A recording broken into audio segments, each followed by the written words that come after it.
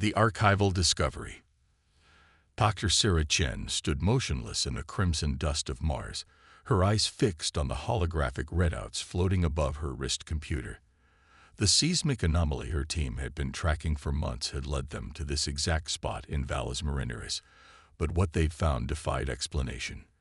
Beneath the ancient Martian bedrock lay a perfectly geometric structure that stretched for kilometers in every direction.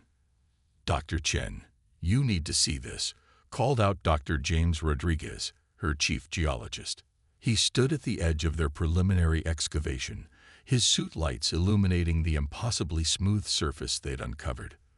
The material, it's not Martian. It's not even extraterrestrial. It's engineered carbon steel alloy. And according to our dating, it's over 300,000 years old. Sarah felt her pulse quicken as she made her way to the excavation site. The implications were staggering. Human civilization as they knew it was barely 12,000 years old. Yet here, on Mars, they'd found evidence of advanced metallurgy that predated modern humans by hundreds of thousands of years. "Have you found an entry point?" she asked, running her gloved hand along the perfectly preserved surface. The material felt warm despite the freezing Martian temperatures, suggesting some kind of internal power source was still active. "Better than that," James replied, directing her attention to a series of intricate patterns etched into the surface. "These aren't just decorative. They're responding to our presence. Watch." He placed his hand on one of the larger symbols, and the pattern began to pulse with a soft blue light. The ground beneath their feet trembled as ancient mechanisms awakened. A seam appeared in the seemingly solid surface, widening into a doorway that led into the darkness below. The air that rushed out was breathable, another impossibility on a planet that had lost its atmosphere eons ago. "My God," Sarah whispered, checking her readings again. "The facility is generating its own atmospheric bubble. This isn't just a bunker or a shelter. This is something else entirely." The discovery quickly became the most closely guarded secret in human history. As Sarah's team delved deeper into the facility, they found vast chambers filled with technology that defied their understanding. But it was the archive room that changed everything. Massive crystalline columns stretched from floor to ceiling, each containing what appeared to be stored data.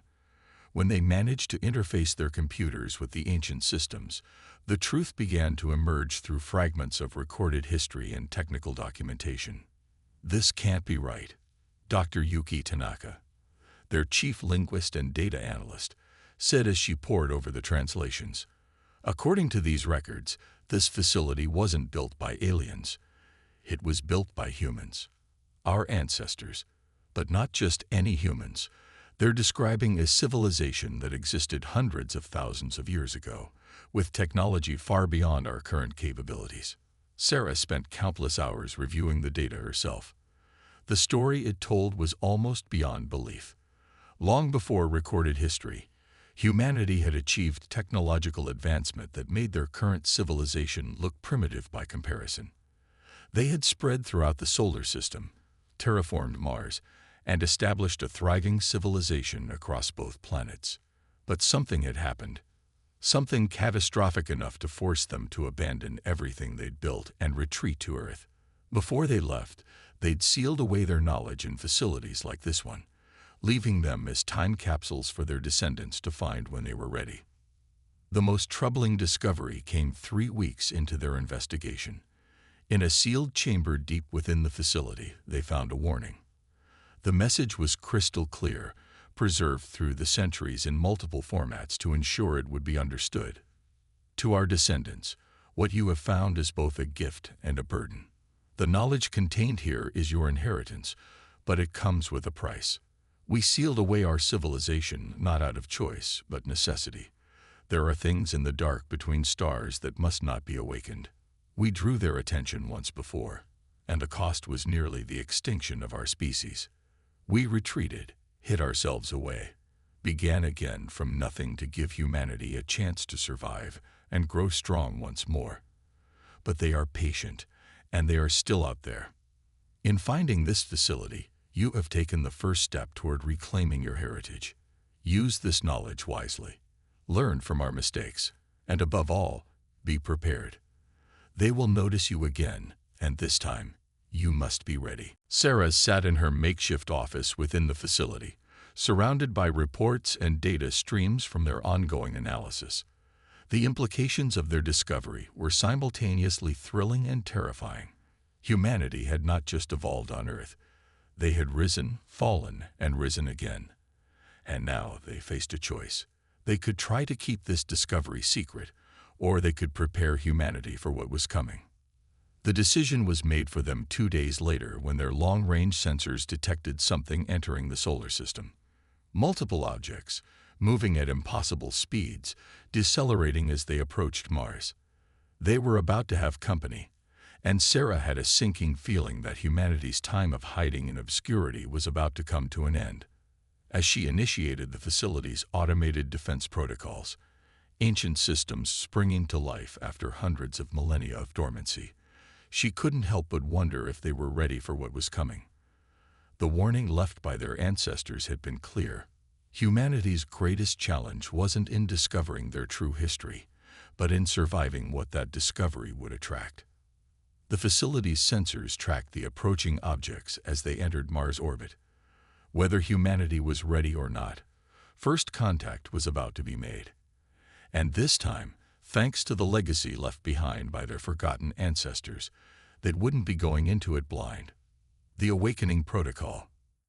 General Marcus Hayes stared at the massive holographic display dominating the Pentagon's emergency command center, watching as more anomalies appeared across the globe. What had started on Mars was now triggering a cascade of events on Earth that no one had been prepared for. "Sir, we've got another activation in the Mariana Trench," reported Colonel Lisa Jung, her fingers dancing across multiple screens. "Whatever these structures are, they're responding to the signal from the Mars facility." The room fell silent as a new data stream appeared, showing deep-sea cameras capturing the impossible. Massive structures rising from the ocean floor, structures that had lain hidden for hundreds of thousands of years. Similar reports were coming in from the Sahara Desert, the Antarctic ice sheet, and dozens of other locations around the world. How did we miss all of this? Marcus wondered aloud, though he already knew the answer. They hadn't missed it. They simply hadn't known what to look for. The structures had been designed to remain undetectable until activated by the protocols initiated on Mars. Dr. Sarah Chen's voice crackled over the secure quantum channel from Mars. "General, are you seeing this? The Earth installations are responding exactly as the archives predicted. Each facility is part of an interconnected defense grid that spans the entire planet." "We're seeing it, Doctor," Marcus confirmed, watching as more ancient installations revealed themselves. "But defense against what? And why are they activating now?" "The approaching vessels triggered an automated response," Sarah explained. "According to the archives, Earth was never just our homeworld. It was designed to be a fortress, a final line of defense against something our ancestors faced. These installations form a planetary shield matrix, but they're more than just defensive structures. They're production facilities, weapons platforms, and research centers all in one." The general's attention was drawn to a new alert flashing on the main display. "Dr. Chen, we're detecting energy signatures from beneath the lunar surface. Please tell me that's also part of the system." "It is," Sarah confirmed. "The moon isn't just a satellite. It's an observation post and the command center for the entire defense network. Our ancestors literally engineered it into position to serve as Earth's guardian." As if to confirm her words, massive sections of the lunar surface began to shift and change. Hidden installations that had lain dormant for millennia were awakening, their purpose about to be revealed to a humanity that had forgotten they even existed. In orbit, astronauts aboard the International Space Station watched in awe as lines of energy began to connect the activated facilities on Earth, forming a geometric pattern that encompassed the entire planet. The energy grid pulsed with a blue-white light that reminded Sarah of the patterns they'd first discovered in the Mars facility. "General," Sarah's voice had taken on a more urgent tone, "the approaching vessels have changed course. They're no longer heading for Mars. They're moving toward Earth. The defense grid is responding to them as a threat. Marcus watched as military installations worldwide reported their weapon systems coming online automatically, integrating with the ancient defense grid in ways their designers had never imagined possible. Modern technology was being enhanced and upgraded by systems that had waited hundreds of thousands of years for this moment. How long until they reach Earth? He asked, already mobilizing every available military asset. At their current velocity, 18 hours, Sarah replied. But General, there's something else you need to know. The archives. They contain tactical data about these visitors. Our ancestors fought them before, and the cost was devastating. That's why they built all of this, not just to defend Earth, but to buy time. Time for what, Doctor?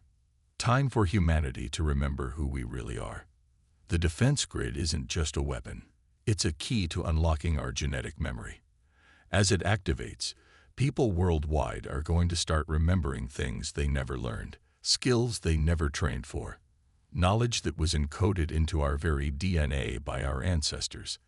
As if on cue, reports began flooding in from around the globe. People were experiencing vivid dreams and sudden insights. Scientists were making intuitive leaps in understanding the ancient technology. Military personnel were instinctively knowing how to operate weapon systems they'd never seen before. In the Himalayas, monks reported ancient chambers opening beneath their monasteries, revealing technologies that bridged the gap between science and spirituality. Deep beneath the Egyptian desert, the true purpose of the pyramids was becoming clear. They weren't tombs, but power nodes in a planetary network designed to channel and direct energy on a massive scale. Dr. Chen, Marcus said, his voice steady despite the enormity of what they were facing, you've had more time with the archives than anyone. What exactly are we dealing with here? What's coming for us? There was a long pause before Sarah responded. The archives call them the harvesters. They move from galaxy to galaxy, system to system, collecting advanced civilizations and their technology. Our ancestors fought them to a standstill, but the cost was the loss of most of our civilization. Rather than risk total extinction, they enacted a plan. Hide our true nature, conceal our technology, and wait for the right moment to reclaim our heritage. And that moment is now. Marcus asked, watching as more defense systems came online around the world. That moment is now, Sarah confirmed. But General, the archives are clear about one thing. The defense grid alone won't be enough. It's meant to protect us while we remember who we are and what we're capable of. The real key to survival isn't the technology, it's humanity itself. Our ancestors encoded everything we need into our DNA, waiting for the right moment to reawaken. We're not just fighting for survival, we're fighting to reclaim our place among the stars. As if in response to her words, the defense grid pulsed with increased power, and across the globe, humanity began to awaken to their true potential. The next 18 hours would determine not just the fate of Earth, but whether humanity would finally reclaim their long-lost heritage and take their place among the stars once again. The stellar inheritance. The first alien transmission arrived 6 hours before the harvesters were due to reach Earth. It came not from the approaching vessels, but from the direction of Proxima Centauri, encoded in a format that the newly awakened defense systems immediately recognized and translated. Ambassador Kira Patel stood in the United Nations Assembly Hall, now transformed into a global command center, as the message played across the quantum holographic displays.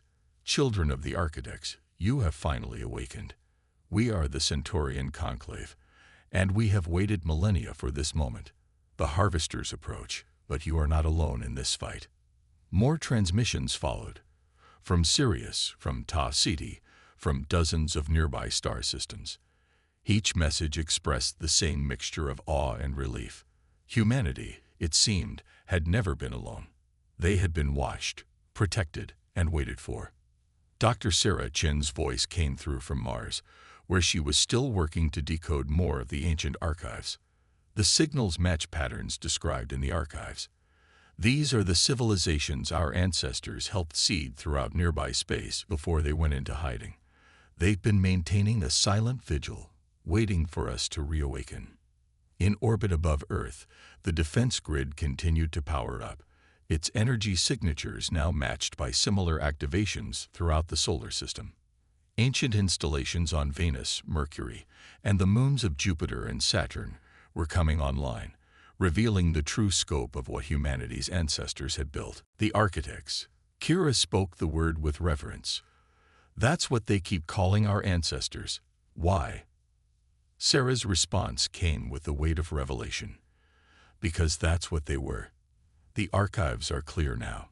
Before the harvesters forced them into hiding, our ancestors weren't just another civilization. They were the ones who seeded life throughout this part of the galaxy. They didn't just build technologies. They engineered entire worlds, shaped the very fabric of space-time. The defense grid isn't just a weapon system. It's part of a vast network they created to nurture and protect life itself. On screens worldwide, people watched as ships began emerging from fold space around the solar system. Vessels of designs never seen before, bearing the flags of civilizations humanity hadn't known existed until now. They came not as conquerors or saviors, but as allies returning to stand with their ancient benefactors. The Centaurian fleet arrived first, their crystalline ships catching the sun's light like faceted jewels. Their commander, a being of pure energy contained within an engineered body, materialized in the UN Assembly Hall through quantum entanglement. I am Nexus, the being's thoughts translated directly into understood speech. We have maintained the watch for over 300,000 years, guarding your sleep as you once guarded our evolution. The harvesters believe they come to claim another world. Instead, they will find the architects of life itself have returned. More alien representatives arrived, each bringing pieces of humanity's forgotten history. The Syrians, with their vast archives of genetic knowledge. The Taotians, masters of dimensional engineering. Each civilization had been uplifted by the architects, and each had preserved some fragment of their benefactors' knowledge through the long millennia. But it was the message from the Pleiades that changed everything. Their transmission contained a key, not to technology or weapons, but to humanity's locked genetic memory. As the key was broadcast worldwide, people began to remember not just skills and knowledge, but their true purpose. We were never meant to just hide. Sarah's voice shook with emotion as she decoded the final archives. The architects, our ancestors, they didn't just retreat from the harvesters. They enacted a plan so vast it needed hundreds of thousands of years to unfold. Every step of human evolution since then has been carefully engineered, building toward this moment. In the assembly hall, Kira watched as representatives from Earth's nations received memories of past lives, of knowledge passed down through countless generations. Quantum physicists suddenly understood the true nature of reality. Biologists comprehended the intricate dance of life at levels never before imagined. Military strategists found themselves recalling battles fought among the stars. The harvesters collect civilizations because they believe it's the only way to preserve knowledge and progress. Nexus explained. They see themselves as the curators of the galaxy's wisdom. But the architects, you, found another way. Instead of preserving technology, you preserved the knowledge within life itself. Every species you uplifted carries a piece of the whole. Every world you seeded holds another part of the puzzle. The defense grid sensors tracked the harvester fleet as it approached, their massive world ships dropping out of fold space at the edge of the solar system. But now, humanity understood what they were truly facing. The harvesters weren't coming to collect a primitive civilization. They were about to confront the very beings they had driven into hiding millennia ago. All this time, Kira marveled, watching as more alien fleets arrived to stand with Earth. We thought we were alone in the universe, struggling to understand our place in it. But we were never alone. We were the ones who made sure no one would ever have to be alone. Sarah's voice came through one final time before the battle would begin. The harvesters collect civilizations because they fear the loss of knowledge and progress. But our ancestors found a better way. They seeded it throughout the galaxy, in the very DNA of countless species. We're not just fighting for Earth now. We're fighting for every civilization we helped create, for every world we seeded with life. The harvesters wanted to preserve knowledge by storing it away. We preserved it by letting it grow, evolve, and flourish across 1,000 worlds. As the harvester fleet drew closer, humanity stood ready, not as a primitive civilization about to be collected, but as the awakened guardians of life itself. The true test would not be in the weapons they wielded, but in proving that their ancestors' way was right. That knowledge and progress were best preserved, not by hoarding them away, but by sharing them across the stars. The Guardian's purpose. The Harvester world ships hung in space like artificial planets, their massive forms blotting out the stars behind them. 12 hours had passed since humanity's allies arrived, and now the solar system had become an arena for what would either be a devastating war or a moment of profound change. Admiral Elena Santos stood on the bridge of the newly awakened Lunar Command Center, surrounded by holographic displays showing the positions of both Allied fleets and the Harvester Armée. The genetic memories unlocked within her had revealed not just how to operate the ancient systems, but the weight of responsibility that came with them. Harvester Control Ship is broadcasting, announced her communications officer, Lieutenant Khan. They're requesting to speak with the leadership of Earth. Elena shared a look with Dr. Sarah Chen, who had been transported from Mars via quantum teleporter as soon as the facility's systems were fully activated. They both knew this moment would define humanity's return to the galactic stage. "Put them through," Elena commanded, straightening her uniform. A gesture that felt both military and ceremonial, drawing on memories of similar moments from thousands of years ago. The holographic display shifted, revealing the form of the Harvester archivists. They appeared as towering mechanical constructs, their bodies housing the preserved consciousness of countless civilizations they had collected over the millennia. "Children of Earth," the lead archivist spoke, its voice resonating with the harmonics of 1,000 preserved species. "You have hidden yourselves well. We believe the architects lost, their knowledge scattered to the cosmic winds. Instead, we find their legacy alive and thriving, disguised as a primitive species on the edge of space." "We were never lost," Elena responded, drawing on both her own strength and the ancient memories flowing through her consciousness. "We chose a different path, one that you could have chosen as well." The archivist's form shifted, displaying fragments of civilizations preserved within its matrix. "We preserve, we protect. We ensure that no knowledge is lost to the entropy of time. How is this wrong?" Sarah stepped forward, her voice carrying the weight of the archives she had spent weeks decoding. "Because knowledge isn't meant to be preserved in stasis. It's meant to grow, to evolve, to combine in new and unexpected ways. That's what our ancestors understood, what we understood, when we seeded the galaxy with life."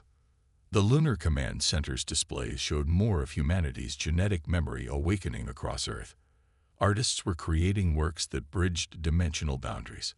Scientists were making breakthroughs that unified quantum mechanics with consciousness itself. Children were drawing pictures of worlds they had never seen but somehow remembered. "Look at what we achieved," Elena continued, gesturing to the Allied fleets surrounding Earth. "Every civilization here carries a piece of our knowledge, but they've made it their own. They've built upon it, evolved it, created things we never imagined. That's true preservation, not in unchanging storage, but in living, growing wisdom." The Harvester archivist was silent for a long moment, its form analyzing the data streaming from Earth. The defense grid remained powered but hadn't fired a single shot. It wasn't meant to destroy the Harvesters, but to protect humanity long enough to remember why destruction wasn't necessary. "You speak of evolution," the archivist finally responded, "but we have seen countless civilizations destroy themselves. How can you be certain your way preserves what is most precious?" In answer, Sarah activated a sequence she had discovered in the Mars archives. Throughout the solar system, Ancient installations began broadcasting on frequencies the harvesters could understand. Not weapons fire, but data. Living proof of how knowledge had grown and flourished across thousands of worlds. Because we didn't just preserve knowledge, Sarah explained. We preserved hope. The capacity to learn, to grow, to become more than what came before. Every civilization you see here started from the same seeds we planted, but each grew in its own unique way. That's not preservation through stasis. It's preservation through life itself. The Harvester worldship's energy signatures began to shift, their weapon systems powering down as they processed the data streaming from Earth's installations. The archived civilizations within their matrices were responding to the broadcast, recognizing patterns of knowledge they had thought lost forever. There is wisdom in your words, the archivist acknowledged, its form becoming less rigid, more organic. We have preserved the past, but you have nurtured the future. Perhaps there is a middle path. Elena smiled, memories of ancient diplomatic victories flowing through her mind. That's why we reveal ourselves now, not to fight you, but to show you another way. You preserve the knowledge of the past. Let us show you how to help it grow into the future. The next few hours saw an unprecedented exchange. The harvesters, for the first time in their long history, began to share rather than simply collect. The civilizations they had preserved were given new life through the genetic seeding techniques humanity had perfected ages ago. Knowledge wasn't just stored anymore. It was planted, allowed to take root, and grow in new soil. As the sun rose over Earth, humanity watched their planet become the center of a new kind of preservation. The harvesters transformed their worldships into living archives, not museums of the past, but gardens where ancient wisdom could be planted and grown anew. The defense grid remained active, but now it served as a beacon, calling to other civilizations who sought to learn this new way of preserving knowledge through life itself. We need to prepare, Elena told Sarah as they watched the sunrise. There will be more challenges ahead. Other forces in the galaxy who might not understand or accept this change. Sarah nodded, her mind already processing the vast amount of knowledge still waiting to be unlocked in humanity's genetic memory. That's why we're remembering who we are gradually. Our ancestors knew that with great power comes great responsibility. We needed to remember not just how to build wonders, but why we chose to seed life instead of simply preserving it. The defenses of Earth stayed vigilant, but their purpose had evolved. They were no longer just protections against destruction, but guardians of a new way of preserving knowledge, through the endless diversity and potential of life itself. The Ascendant Path. 1 year after the Harvester's arrival, Earth had become unrecognizable, yet more itself than ever before. The ancient technologies hidden beneath its surface had fully awakened, transforming cities into living gardens of knowledge, where architecture merged seamlessly with nature. The moon glowed softly at night, its surface now revealing the intricate patterns of the command center that had always been there, watching and waiting. Dr. Sarah Chen stood in the newly established Galactic Council chamber, built within a massive space station orbiting Earth's L1 point. Representatives from hundreds of civilizations filled the chamber, some physical, others appearing as holograms or manifestations of pure energy. They had gathered for a historic moment, humanity's formal recognition as the returned architects. We've come full circle, Sarah addressed the assembly, her voice carrying the weight of both personal experience and genetic memory. A year ago, we were a species that thought ourselves alone in the universe. Today, we understand that we were never alone. We were the ones who ensured no species would ever have to be. The chamber's walls displayed scenes from across the galaxy, dead worlds being reseeded with life, ancient knowledge being integrated with new innovations, and the Harvester worldships, now transformed into vast biological archives, helping to spread and nurture civilization rather than simply preserving it. Admiral Elena Santos, now serving as Earth's primary representative to the Galactic Council, stood beside Sarah. But with this understanding comes a choice. We've remembered who we were. but we must decide who we will become. The choice facing humanity was unprecedented. Their genetic memory was now fully unlocked, giving them access to technology and knowledge that made their current civilization seem primitive by comparison. They could simply reclaim their position as the architects, returning to the heights of their ancient power. But their experiences as a young civilization, growing up without knowing their true heritage, had taught them valuable lessons. We propose a new path, Elena continued, activating a holographic display that showed a new model of galactic cooperation. Not a return to the past, but a synthesis of what we were and what we have become. The architects seeded the galaxy with life, but then had to hide from the harvesters. In our time of forgetting, we learned something our ancestors couldn't have known: the value of growing up without knowing our destiny. The display shifted to show Earth's new role, not as the sole custodian of life, but as the heart of a vast network of civilizations, each contributing their own unique perspectives and innovations.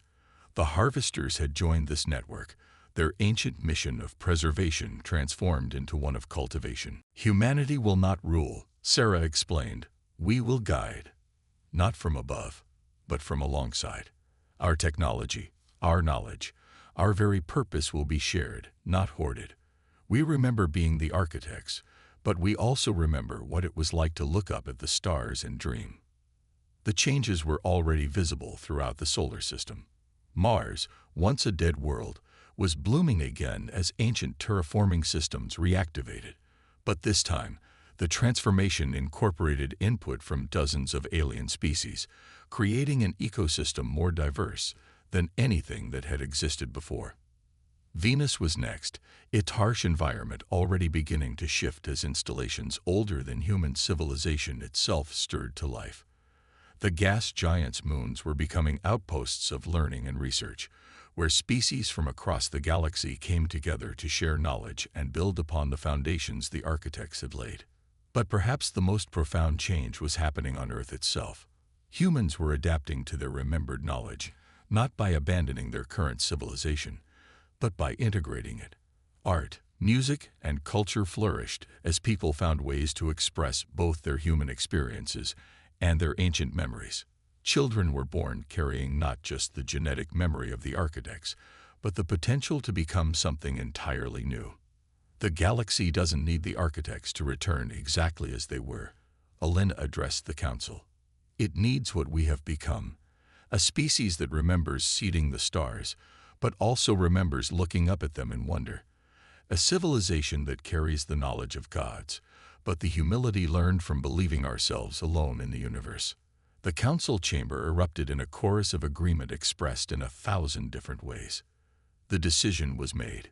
Humanity would take up their mantle as guardians of life in the galaxy, but they would do so as they were now, changed, grown, evolved. Sarah looked out at the assembled representatives, seeing in them not just allies or children of the architects, but partners in the greatest project the galaxy had ever known.